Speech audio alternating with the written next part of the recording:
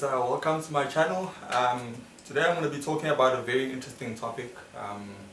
Well, it's not a topic as such, but it's been something that I obviously been asked by a couple of people in the past that maybe I should speak about, or they've asked me in passing the differences between England and South Africa. So I stayed a couple of months in England. I went there and stayed for 3 months. Yeah, 3 months, I think. Yeah, 3 months.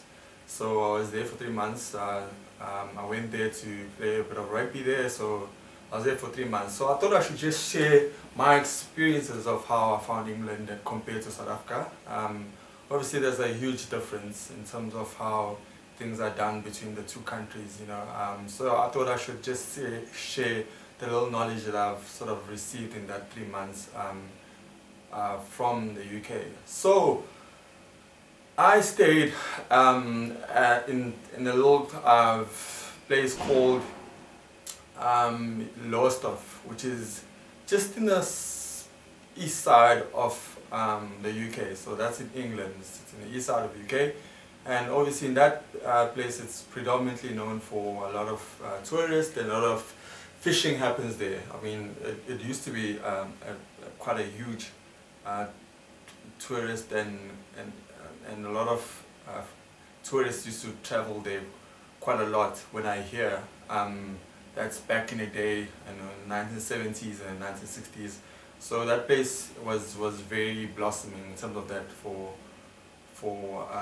like tourists. So tourists will go there quite a lot. So I went there now in November. I went in November. So in November in England, in most cases, it's very cold because that's during the winter. So if you go in England in November, you would really know that it's very cold in November because it's snowing like mad. So my experiences of going there, I obviously went there because of sports and stuff. So I did get a lot of experience, but somehow, obviously, because of being consumed by sports and training most of the time, so I couldn't get a lot of chances to travel a lot of places. But from the little experiences that I received, the first thing that I could pick up that was very different from South Africa, especially if you are from Durban, which where I'm from, and obviously right now I'm staying in Cape Town, but if you are from Durban, you'd understand that Durban, the weather is always beautiful. It's always beautiful. I mean, there's never a time in Durban where you will wear anything but just shorts and vests, you know. So now, when I got to the UK, the first thing that I realized that was different, obviously, was the nature of the way they've built the airports. Now, our airports here in South Africa are very, very top class. We've got some of the best airports in the continent, to say as such. But one thing I realized that our airports are actually quite small compared to the ones that I've seen from the first world countries, especially in England. I mean, I got to England and I had to fly from Cape Town to Joburg, and from Joburg to London. When I got to Heathrow in London, I just sort of got really surprised with the nature of how massive the airport was. Not to say that I was surprised as such, because I've seen other airports that are quite massive, but I was very surprised in terms of how massive the airports are. But now the interesting thing as well is that I also got surprised how they check when you get to the boarding gates. The boarding gates are quite strict. So in most cases, if you are here in South Africa, even though it's very strict, but you can almost get a sense of there's a little bit of calmness. But when you are entering the UK, everything is strict. They don't just allow anyone to cross the borders without checking, and your documents need to be on par. So you can't just say I'm just going there and then you're not even sure about your documents, because they really check thoroughly. So those are some of the differences that I got there, and I realized and straight away that this is kind of different from the way things are done here. Another thing that I realized that was quite different was the fact that when I got there, I realized that the English are really different in their mindset. We are more open when it comes to, like, when you see people, the first thing that you do generally in South Africa, you greet people even though you don't know them. You sort of like greet and just chat, whether you're in the lift and all of that stuff. But in England, you can't do that. You know, people are just different. They are on their own mission, own buzz, and people are more worried about what they are going to do wherever they are. So if they're in airports, they are more worried about what they're there for, and you realize that they are just on that buzz. And then obviously then I got there, and then obviously the person was waiting for me, had my name, so I knew, okay, this person is here for me. The first thing that I realized was I realized that there are different ways of constructions that take place in England. The constructions are different from the way our constructions are, especially when it comes to like the way their roads are and then the way the buildings are. The first thing that blossomed me was the fact that for the longest of time, for about 3 hours, because it took me literally about 3 hours to get where I was going to stay. So for that period of time, I realized that the buildings were very ancient. You know, they were very old buildings. They were not modern buildings. They were very old buildings. And I quickly realized that they are very much proud of keeping their own type of, you know, construction type of vibe when it comes to the way they build their houses. They are not quick to change their formulas when it comes to how they build their houses. So their houses were pretty much houses that you would swear they have been there for almost 200 years or whatnot, because the way they build their houses, you could tell that no, these houses are quite old.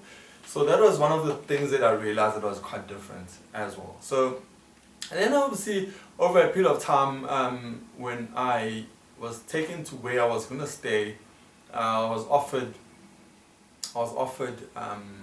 obviously lunch.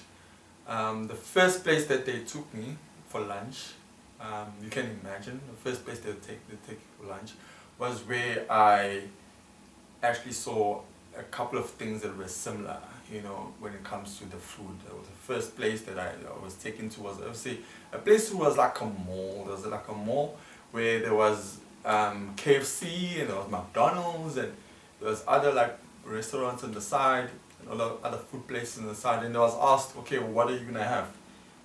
You know, what are you gonna have? Then I realized, okay, these are some of the things that I would genuinely find at home. I would find McDonald's, I would find KFC and all of that stuff. So those are things that I was quite familiar with. And then after lunch, I went to where I was gonna stay now. I was gonna stay in my apartment and stuff. So they took me through to my apartment, and I obviously got to my apartment and I settled down, and they gave me a room and all of that stuff. And I started, you know, preparing myself now for what was ahead of me. So yeah, now let me just talk about things that I realize now that just apart from just me arriving there, the things that I realized that are very different from the things that I'm used to when it comes to the country that I'm living in South Africa. So the things that I noticed was the weather, very, very, very crazy weather. Weather is absolutely bad. Quickly realized when I got there that 2 o'clock in the afternoon there, no sun, nothing. You basically are seemingly, if you're in SA, you looking at 6 o'clock in terms of, if you're in South Africa in winter, in Cape Town, you're looking at 6 o'clock, your weather is already getting dark and gloomy. But in the UK, 1 o'clock in the evening, it looks like it's 6 o'clock here in Cape Town. So those are one of the things that kind of like really puzzled me, because I was not aware of such an experience, because I've never had such an experience. So something that really puzzled me was that the weather is absolutely bad. I quickly realized that in the midst of all of that, I realized that people don't really go out, they, apart from just going out, like to do like shopping and stuff, you don't really find people going out like how we normally go out here in SA, because the African weather is always allowing, it's always beautiful, it's not as cold and all that stuff.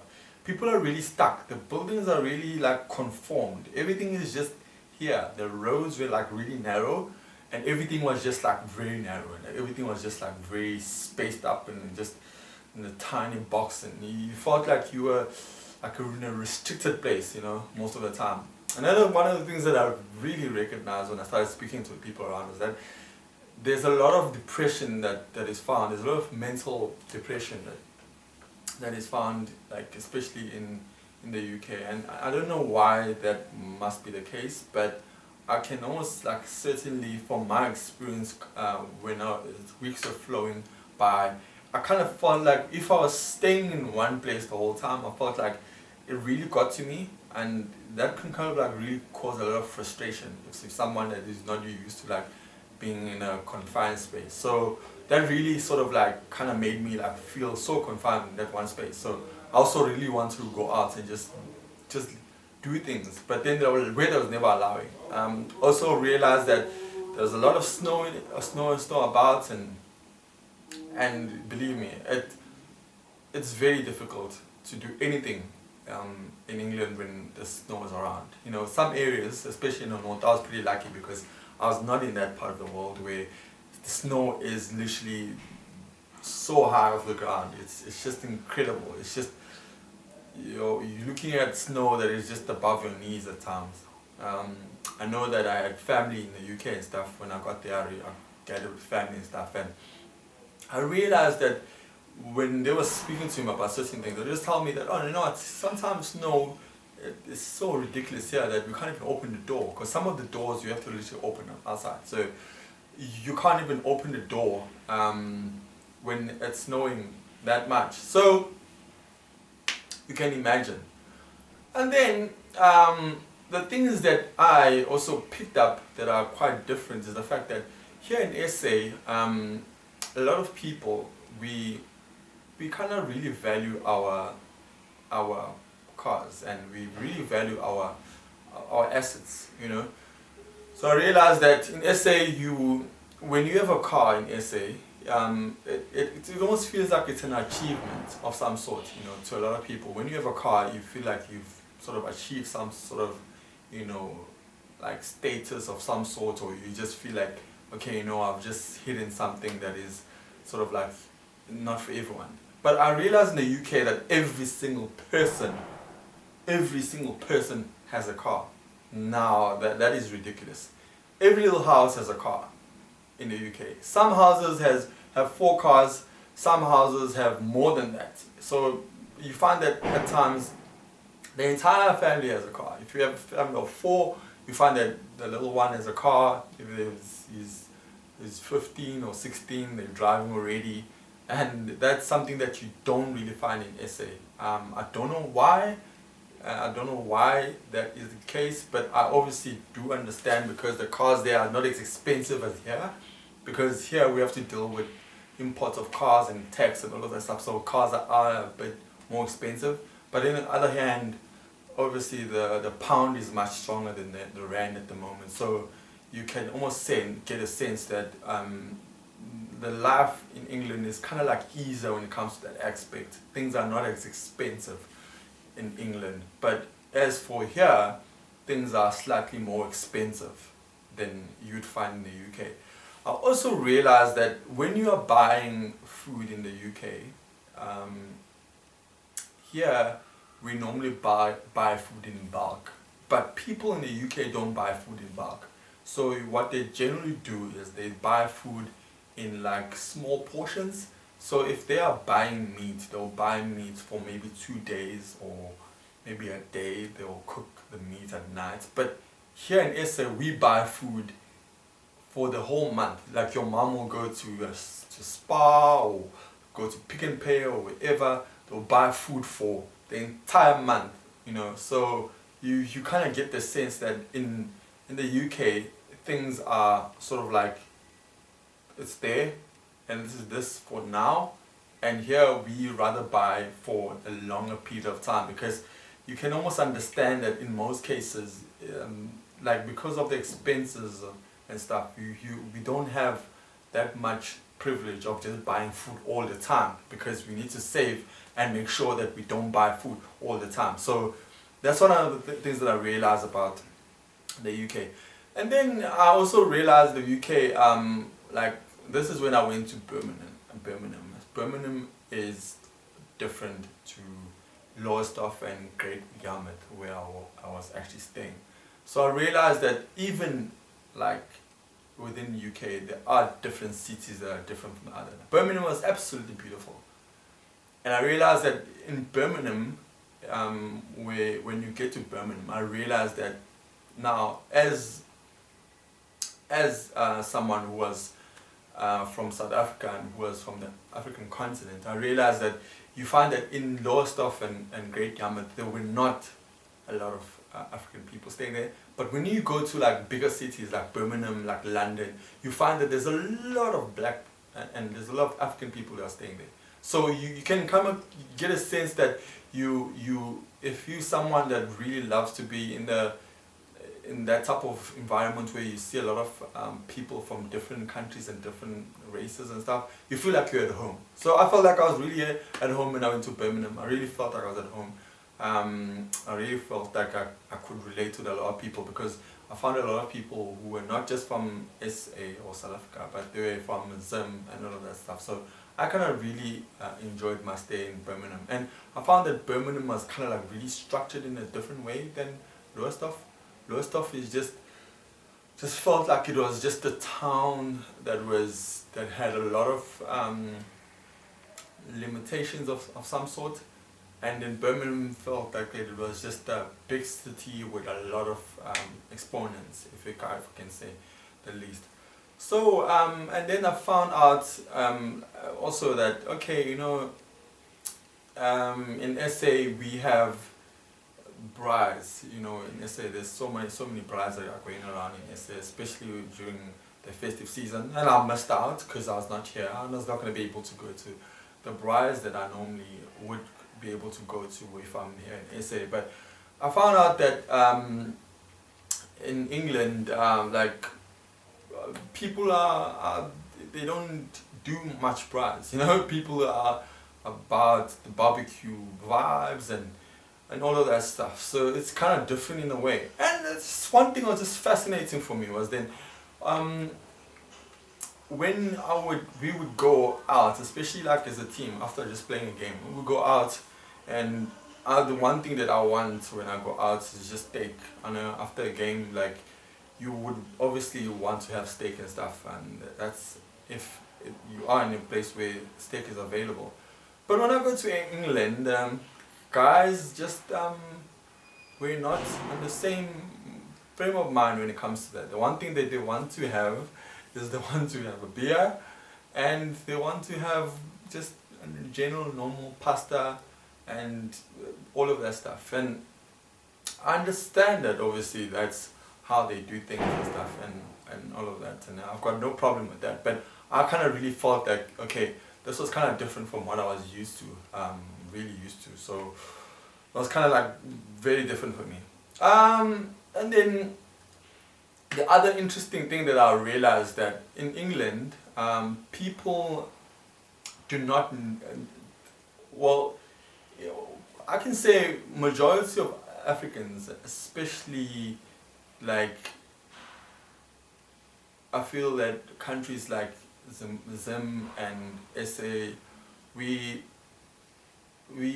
sort of do value education. I feel like